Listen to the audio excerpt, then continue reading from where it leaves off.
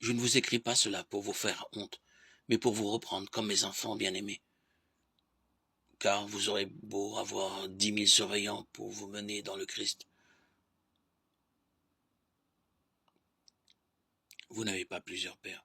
C'est moi qui, par l'annonce de l'Évangile, vous ai fait naître à la vie du Christ Jésus.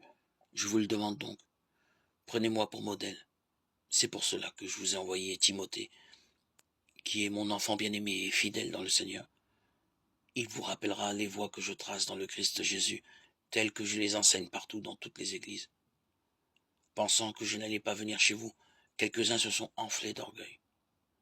Je viendrai bientôt chez vous si le Seigneur le veut, et je prendrai connaissance non pas des discours de ces gens remplis d'orgueil, mais des actes dont ils sont capables.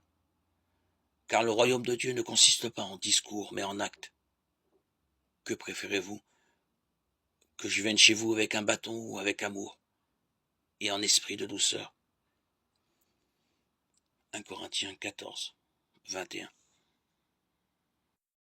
Une fois que nous sommes sauvés et appartenons à Dieu, l'Esprit vient demeurer dans nos cœurs pour toujours et nous confirmant, garantit et atteste que nous sommes ses enfants pour toujours.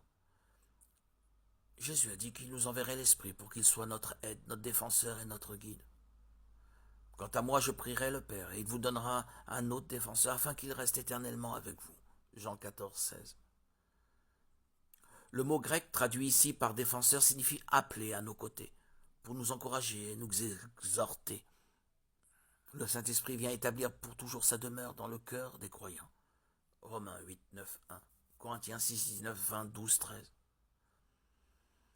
Jésus nous a donné l'Esprit en compensation pour son absence, pour exercer envers nous les fonctions qui auraient été les siennes s'il était resté lui-même avec nous. Il s'agit notamment de la fonction de nous révéler la vérité.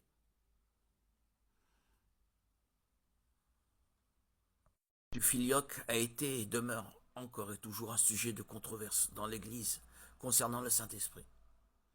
La question est de qui procède le Saint-Esprit, du Père uniquement ou du Père et du Fils. Le terme filioque vient du latin et le Fils. La clause du filioque est ainsi appelée parce qu'elle a été ajoutée au symbole de Nicée afin de préciser que l'Esprit Saint procédait du Père et du Fils. Cette question a provoqué tant de conflits qu'ils ont fini par aboutir à la séparation entre l'Église catholique romaine et l'Église orthodoxe orientale en 1054 avant Jésus-Christ. Deux églises sont toujours en désaccord sur ce point aujourd'hui. Jean 14, 26 dit « Mais le défenseur, l'Esprit Saint, que le Père enverra en mon nom. » Jean 15, 26 dit « Quand sera venu le défenseur que je vous enverrai de la part du Père, l'Esprit de la vérité qui vient du Père. Il rendra témoignage de moi. » Je vous invite à voir aussi Jean 14, 16 et Philippiens 1, 19. Ces passages des Écritures semblent indiquer que l'Esprit est envoyé à la fois par le Père et le Fils.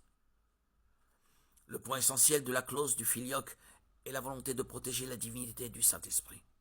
La Bible enseigne clairement que le Saint-Esprit est Dieu.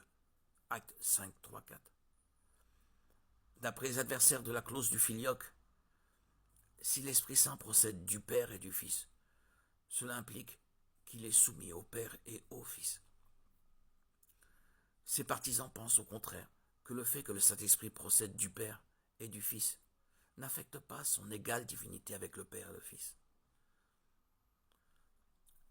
Cette controverse concernant un aspect de la personne de Dieu que nous ne comprendrons jamais pleinement. Dieu qui est infini est de ce fait incompréhensible à nos esprits humains limités. Le Saint-Esprit est Dieu et a été envoyé par Dieu pour remplacer Jésus-Christ sur terre.